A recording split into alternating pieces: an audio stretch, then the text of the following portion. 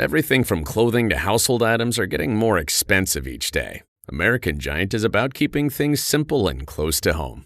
They aren't affected by tariffs because their products never leave the U.S. Support American-made tariff-free clothing with American Giant with American Giant. Get 20% off your first order when you use promo code STAPLE20 at american-giant.com. That's 20% off when you use code STAPLE20 at american-giant.com. From the office to a first date, there's a lot of pressure to wear the right clothes for every situation. But clothes don't make the man. With Mack Weldon, you can build a wardrobe that looks polished in any setting and tells the world that you stay you wherever you go. They combine timeless style with modern performance materials to keep you looking good and feeling comfortable all day, no matter what's on today's agenda. Browse everything from shorts and polos to sweats and crews. Go to MackWeldon.com and get 25% off your first order of $125 or more with promo code MACK25. That's MackWeldon.com. Promo code MACK25. If you love entertainment, current events, and Hollywood, don't miss Creator to Creators, hosted by the filmmaker Meosha, known for the Shudder hit documentary Horror Noir and the acclaimed film Anatomy of an Anti-Hero, Redemption. This show features interviews with filmmakers and creatives from around the globe. Join the fun with guest celebrities and gain valuable insights. Subscribe now and follow Creator to Creators. Hi, guys. Welcome to another episode of Creators to Creators today. Today, we have a special guest. My name is Nicole Davis. Welcome. Welcome to the show. Thank you. So I really love going back to the beginning. I always say the beginning kind of charts our trajectory, our little habits along the way that we pick up, kind of follow us into our adulthood. Tell me a little bit about your childhood and kind of how did you find your way into doing the things that you're doing now? Oh, awesome question. So from childhood, it was very good. I was the only child for about 10 years. And I just remember family. I remember always being around family, growing up in a two-parent household and just doing what most kids do. I'm going to school, Mm-hmm.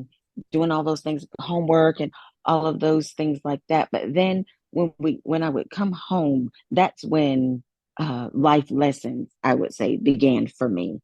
Seeing how my parents interact with each other, how they interacted with me, that kind of cultivated and shaped and molded the person that I am today and how family oriented I am today, and just the love I have and the connection with people in general. We were just always taught that, and so then my sisters come, so it's like easy breezy. I've already been taught these things, so now I've got little ones that I get to be big sis to, and so it just kind of made it an easy transition for me in that vein. So we just that's just kind of how we grew up. I love that. No, I think that's wonderful. I think, I think it's great to have, when you have that foundation, when you have a loving family, I think it just makes things a lot easier when you see that kind of, because I always say family is the first thing, like that's our first, I guess it definitely is definitely a part of the foundation of where we're going in life. Sometimes I think family is everything. And if, you have a good loving family, that can push you along the way and supportive of whatever endeavors that you go into. I think that's always a beautiful start. Absolutely. Absolutely. It's our first ministry. It's our first, it's our first of everything, first frustrations, first, it's just a lot of first. And then when you think about it, so I agree with you. Absolutely. When you were a kid, was there a moment when you kind of, obviously faith is means a lot to you. And I read in your, bio, how important that is, in that structure. Would you say that you, you discovered or had a understanding of like kind of who you were when you were a child or when you kind of got older of like, I want to want to write. I want to help people. I want to like, when did you kind of know when you were like, you knew like the path you wanted to be on? Right. So I did not know that until I gave my life to God at like Mm, 18. wow. So I for the first 18 years, it was just I was just going with the flow.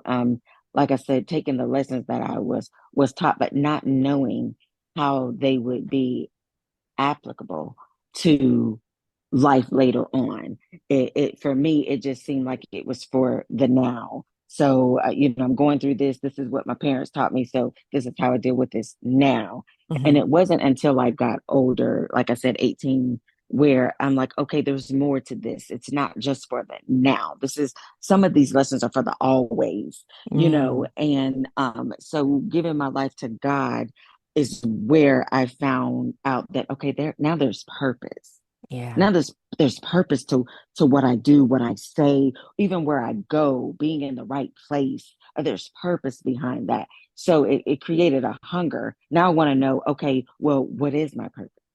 Yeah. What am I to do? And bringing those lessons that were I was taught and actually seeing that okay it was Bible. Oh, Hmm. okay, my parents did know what they were talking about, you know what I mean?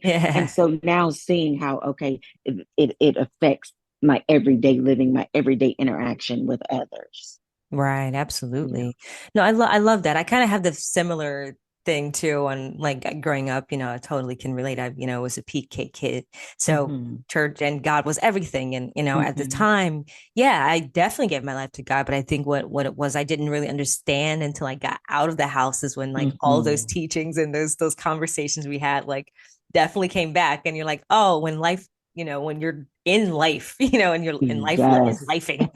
Yes. you know Yes, it's like, ma'am. oh yeah, you're right. That's true. Absolutely. Absolutely. I So yeah. I was gonna say, I think um, if we're all honest, we Uh-huh. have those aha moments. You don't have it all together when you're a kid. It's Right. when you get out on your own and you remember, okay, this is what this meant. Okay, that's why this was said, and things start the pieces start coming together, right? Yeah. Yeah. When you get on your own and have to adult. Right, absolutely. Yeah, but it's interesting, but I feel like that's such an important lesson, and to know that like when life is when you hit that wall, and I think that's what life is. It's a never ending journey of learning. Mhm. You're constantly learning something because you get past this level and it's like the next step is like something else, something different that we're learning. Right, because then you find out that sometimes there are things that you didn't learn, that lessons that you weren't taught that Mm, life does teach you.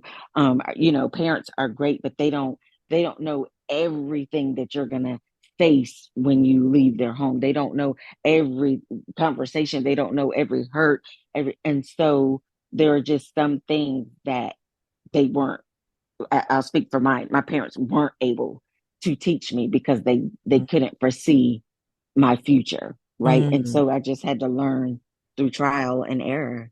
yeah. And that also is part of my story, my purpose, and my because if I didn't go through those things, Hmm. then I wouldn't have that extra piece, those extra nuggets, and wouldn't balance my Yeah. life wouldn't balance, right? Because I would be heavy in one area, but then not still not knowing this other area and kind of be immature. But when you allow life to life and Hmm. you allow God to be God, then you get that balance of okay, well, things like I can be angry, but I'm not supposed to sin.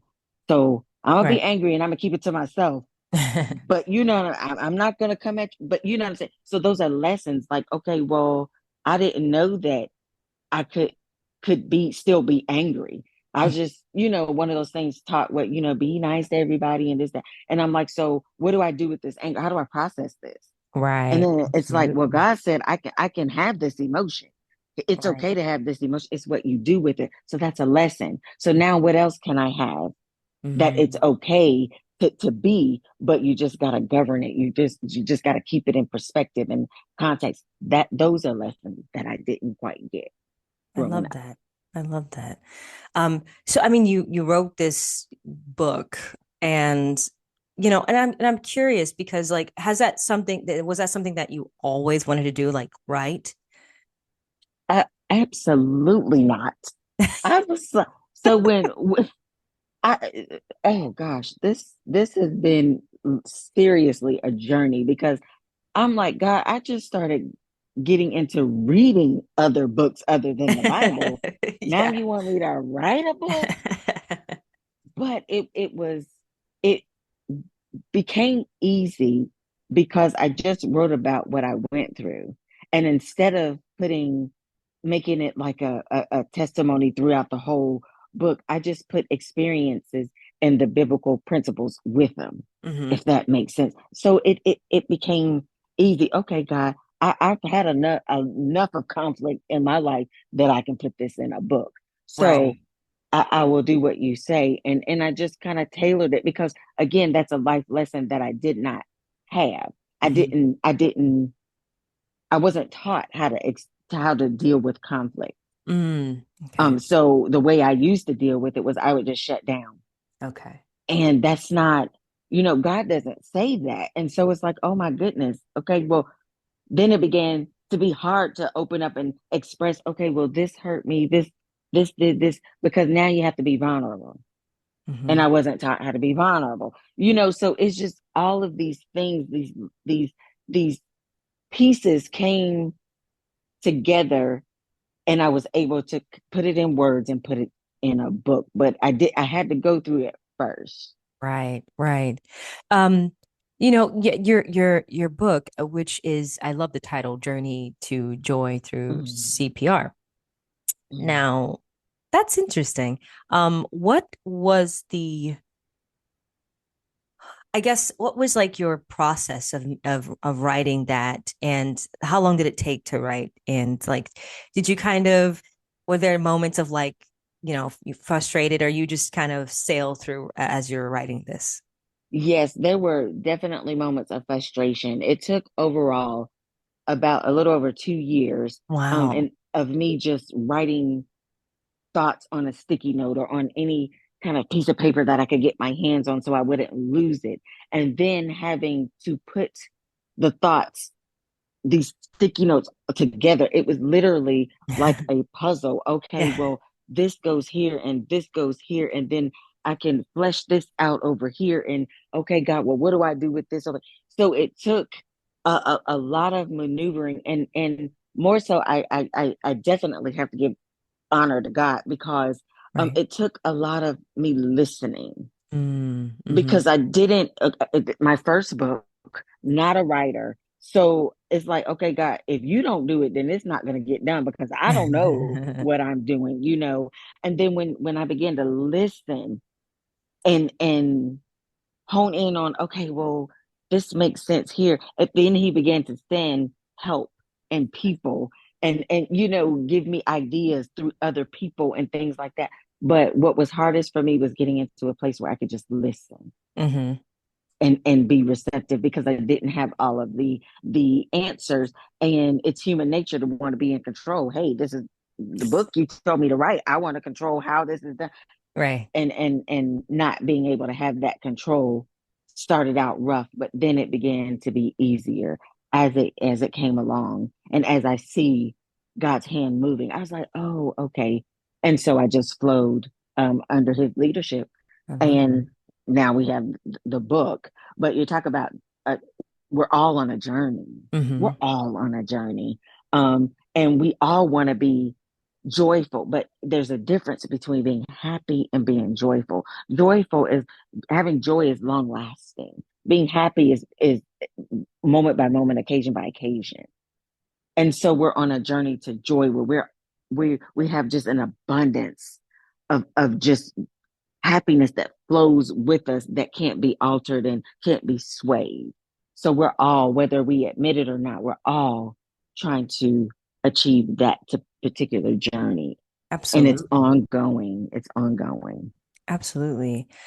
I was curious about your book, like, what insights does the book provide on like just biblical principles into like conflict resolution? And I find that very interesting that you use biblical principles to it. Yes, because there are things like as Christians, believers, we know the scripture that tells us that when you get offended, to turn the other cheek. But what does that look like? What does Right. turning the other cheek look like? And when you have a out with your brother and your sister, you go to them and say what does that look like? And so that's all Right. I did was put what it looks like according to the word of God. What does forgiving someone look like and so it's a mixture of uh a story or an example and the word of God. Okay, this is the Bible tells us to forgive, and in this scenario, and in this scenario, and then you see that okay, in each scenario, forgiveness is letting go, or relieving them of the offense, or something. You know what I mean? And so Yeah, it's still the biblical principle of even forgiveness, and that's part of your journey to joy. That's part of your resolution, right? And absolutely. it doesn't and one thing I love about the title, because it's definitely God given, that it's conflict positive resolutions, but it doesn't necessarily mean that your relationship or whatever the case may be has to be restored. And because sometimes restoration doesn't happen. And it talks about in the book how that's okay as well. Right. It doesn't, as long as both parties are able to forgive and move forward in their own journeys. Coming together is not a necessity, Hmm. but it focuses on what is, and that's the forgiveness. So I love that it doesn't mean that we have to mend it and come and force something that doesn't necessarily need to be. Right, right. And that's a great lesson. Honestly, I think Hmm. a lot of time, and I like that you said, what does that look like? And I'm glad that you're showing that with this book because I think a lot of people they just don't know, you know. Right. Um, so Right. that's amazing. That's absolutely incredible. Yeah. Um, like when you wrote this book, um, what do you want people to walk away with after, reading this book? What is the biggest lesson or just something that you want people or readers to walk away with? The biggest thing for me is that um your faith in God is the foundation. It that's real that is key. You can because your faith in God allows transformation to happen within you. Right, right. And we can't transform ourselves and it be complete and it bring about wholeness and it bring about the love that we need and it bring about all of these things. We can't do it. We we have all of these ideas of what we want our life to be and how we want to be, but we need help in being that, Hmm. Hmm. because in our own strength we can only go so far. We can only do so much. And so when you rely on the strength of God, then that takes you further than you can ever imagine, even in conflict, even in frustration, even in anxiety, even in all of these different emotions, different things that we as humans deal with. If we deal with it in God's strength, we win every single time because we can only go so far on our own. So that's what I want those that read this to just put your faith and your trust in God. Trust His process. I love It's that. it's a process, and everybody's process is tailored different. It's God tailors it to the plan that He has for you. So my process and your process may not be the same, Right. but trust it regardless. There's nuggets along the way. Even in this book, you may not can do step by step, but Hmm. there are nuggets in here that are applicable to you. And that's a takeaway. Just take away the nugget that God has for you. I You know love what I that. mean? and Love that. and flourish in that. That's beautiful. That is awesome. I have a fun question, Yeah, and there's no wrong answer, but I love asking every guest this. The three levels of influence: money, power, and respect. And if you could choose only one, which one would you choose and why? I definitely would choose respect. I'm big on that.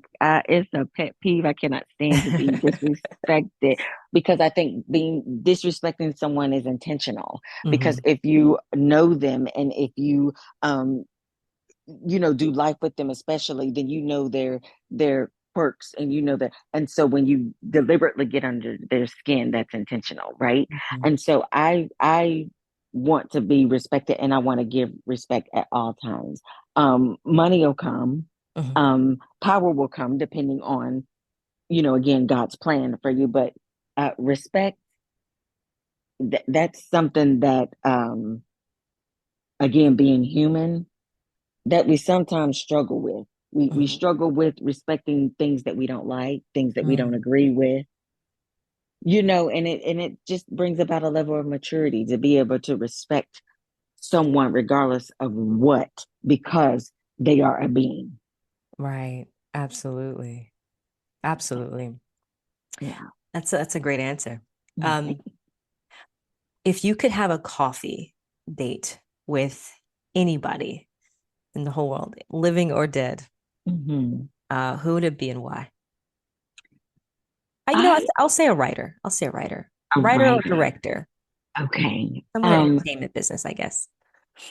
So not they're not so much in the entertainment business, but I just think they're a phenomenal writer, and that is Apostle Joshua Giles. I Mm. follow this man of God.